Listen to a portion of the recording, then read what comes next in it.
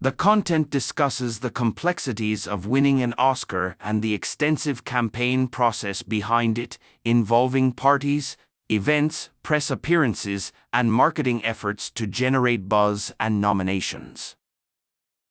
At the 96th Oscars nomination announcements, actors Zach Quaid and Zazie Beetz set a positive tone. For anyone in the film industry, no matter where you're from, to be recognized by the Academy is a dream come true.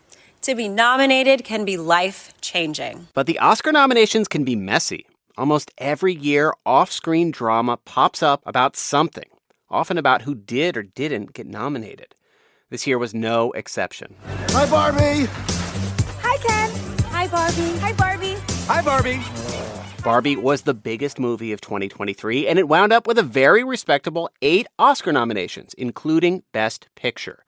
2 nominations it didn't get: Best Director for Greta Gerwig and Best Actress for Barbie herself, Margot Robbie.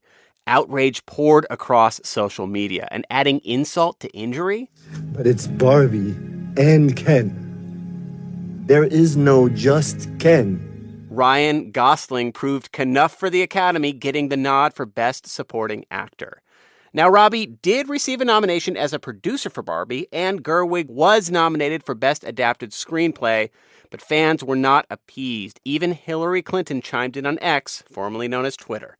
But Oscar pundits say the Barbie snubs weren't totally unexpected. The Academy does not have a great history with comedy, and I think the Margot Robbie performance was classified as that. It does not have a great history with IP. It does not have an illustrious history with female directors or stories centered around women. So there were a lot of things here that seemed like they could break the wrong way. Amanda Dobbins co-hosts the movie podcast The Big Picture for the website The Ringer with Sean Fennessy. 2023 was an exceptional year for movies. So when you start looking down the list of what got in and what did not, it's harder than usual to say, well, we got to take this movie out. The machinery behind getting an Oscar nomination can feel like a giant mystery, befitting a voting body with over 10,500 members representing LA's biggest and most close-knit industry. I always like to joke that it's one of the last true public secret cabals of America. That we never see any voting results about anything ever. Consider this. Most of us have no idea what it takes to get nominated, let alone actually walk away with an actual Oscar. But behind every successful nomination, there's a small army of people we never hear about, working very hard to impress the voting members of the Academy. Coming up for your consideration, how to win an Oscar. You've probably been hearing a lot about what's been happening in the 2024 presidential campaign. Well, we want to pivot to a different kind of campaign that might be just as aggressive: Oscar campaigns. Studios drop piles of cash to get their movies and stars seen in the hopes that it may lead to Oscar gold. To find out what goes on behind the Oscars, I called Sean Fennessy and Amanda Dobbins. They co-host the Big Picture podcast for the website The Ringer, and they follow the intricacies of the Oscar campaigns year in and year out. I asked them just what goes into an Oscar campaign. It's a long list. It's an entire strategy. It's an entire industry that is hundreds, thousands of people work in this industry, and it is a huge part of the lifeblood of the movie industry, I think in a kind of a hidden way that many people don't totally understand.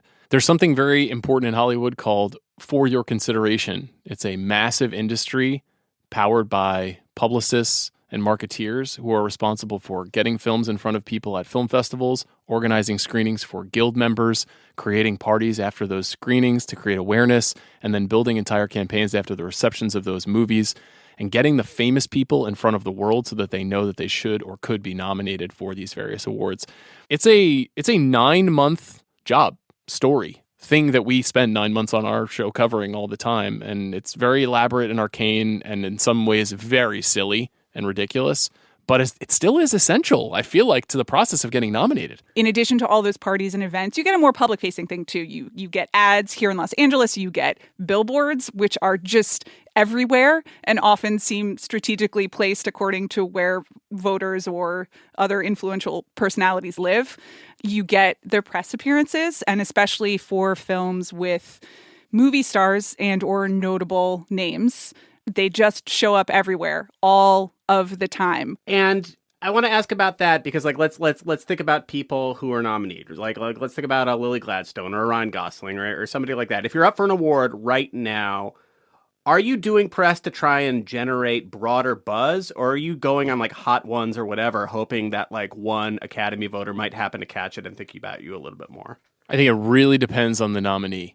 In the case of Ryan Gosling, I would not expect him to do very much press to promote. Now, there's a couple of reasons for that, one of which is the fact that Margot Robbie and Greta Gerwig are not nominated. That's a factor, but also because he is extraordinarily famous and successful and does not need to campaign aggressively for his award because people know who he is, and Barbie was a sensation.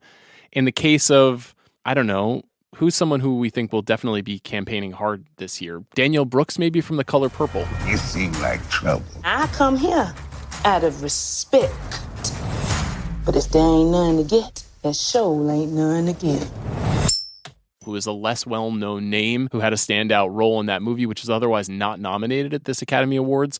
That's someone who you may see on Jimmy Kimmel or on an internet talk show like Hot Ones or on a podcast like the one that we host. So it really is dependent entirely, I think, on the profile of the film and the profile of the performer. I think we unfortunately have to very briefly talk about Harvey Weinstein, who is, of course, since disgraced and in prison right now for rape and sexual assault. But he was often credited as the inventor of the modern Oscar campaign. I mean, was there anything specifically that he and his studio did that was markedly different in like the Shakespeare in Love era when this started to kind of become the way that you go about trying to win these awards? From my vantage point, there were two critical things that he did. One was he was very gifted persuader of voters by creating, like, eventizing films that otherwise would not be classically deemed awards movies. He was able to pit smaller films like Shakespeare in Love against bigger films like Saving Private Ryan and play a kind of David versus Goliath card and engender a kind of sympathy from voters about the way that, you know, big studios had a lot of opportunity and resources and power, and he was running this very small shop that was interested in world cinema. And if you look at the work that is produced at Miramax, you'll see that the true heart of cinema lies in these stories. Now, obviously, what he did in his private life is heinous, and frankly, what you hear behind the scenes about the way that he campaigned his movies, he also acted terribly at times and lied about his competitors and lied about his own films, and he, of course, was very involved in the editing and cutting of the movies as well, and often took opportunities away from artists. And so he was a very bad actor, but he did all of those things. And then also, he was kind of an architect of a sort of swift boating of other movies, the way that he would kind of create disinformation campaigns around the movies that they were competing against. So this was a very nasty period. Absolutely. There's a great recent book by Michael Schulman called Oscar Wars that does the whole history of the Academy Awards, but it really focuses on that Shakespeare in Love versus Saving Private Ryan year that you mentioned as kind of the turning point, and certainly the introduction of Weinstein's campaign tactics and ugliness. And what I had forgotten was the extent to which that was even a narrative at the time. And it became also just a meta story about Weinstein and Miramax versus Spielberg and DreamWorks and influence on the press. And can you buy an Oscar, which was very much in the conversation in 1998, 1999. So he is certainly identified with that. Another funny thing is all of the different rule changes that the Academy institutes in response to things that Harvey Weinstein did. And they're like, well, no, actually, you can't have all of these people at a fancy dinner together with only Academy voters. It's just, and it's like a constant game of catch of, well, Harvey did this, and now we need to outrule it. We saw this last year with the campaign for To Leslie and the way that we heard about rules that were violated in an effort to support Andrea Riseborough's performance. A lot of those rules were created because of what Amanda is citing, which is that Harvey Weinstein was effectively bribing Academy members by creating opportunities for them to have great experiences so that they would then like him and vote for his films. Yeah, and this situation last year was this interesting moment where this was a low-budget film that it seemed like hardly anybody saw, but there was this very well-organized by a handful of people, grassroots, in quotes, campaign to get Andrea Riseborough a nomination, where you saw all these posts all of a sudden from famous people kind of arguing for her. She ends up getting nominated, and it just became an entire thing. This is something that happens, though. I mean, there's a way to do this that is much more sanctioned versus unsanctioned. What we saw last year, these kind of private events at people's homes, is unsanctioned. But we see now all the time very famous actors. For example, Jennifer Aniston co-stars with Greta Lee on The Morning Show. They're friends. So Jennifer Aniston moderated Q&As after screenings of Past Lives to support her friend Greta Lee in front of a public audience, often of Screen Actors Guild members or Academy members. That's just within the bylaws. Now, if you step back 10 feet and say, why does the Academy Awards need bylaws? Fair question. It's a silly made-up award show. But it's because people like Harvey Weinstein insinuated themselves into the industry over time and stretched immensely to break those rules. There was something about the To Leslie affair that in the moment, I just thought, well, why hasn't anyone done this before? It was a little ingenious. And I say that as someone who just, again, I'm a millennial woman, so I follow Gwyneth Paltrow on Instagram. And I just watched it roll out over time. That is the thing that is important to note. This is unverifiable, of course, but this has been happening since those rules were created. There are these parties and these get-togethers. This is an industry of friends. This is an industry of connectivity. So the difference is that now we have social media. So when you have a party, if someone accidentally takes a photo of a party supporting someone like Andrea Riseborough, it can find its way to the internet and then everyone can become aware of it. This no longer really can operate in the shadows in the way that it once did. So the Academy has to be more stringent in the way that they police these things. To end, is there anything else that you think is worth flagging about dark horses or about how the next few weeks will play off? Anything that can make somebody feel kind of smart and in the know if they want to, pass it off as their own observation? What's your dark horse? Justine Triet is the writer-director of Anatomy of a Fall, which is a wonderful French film that was nominated for Best Picture. Justine Triet was nominated for Best Director. She was nominated for Original Screenplay. The star Sandra Hüller was nominated for Best Actress. She could definitely win in Best Original Screenplay.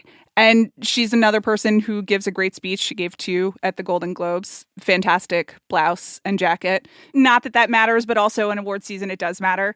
So if you haven't seen Anatomy of a Fall, I would check it out because I think there is sort of just a continuing groundswell of support for that movie. I don't know that it'll take home the big prize, but she might be on stage.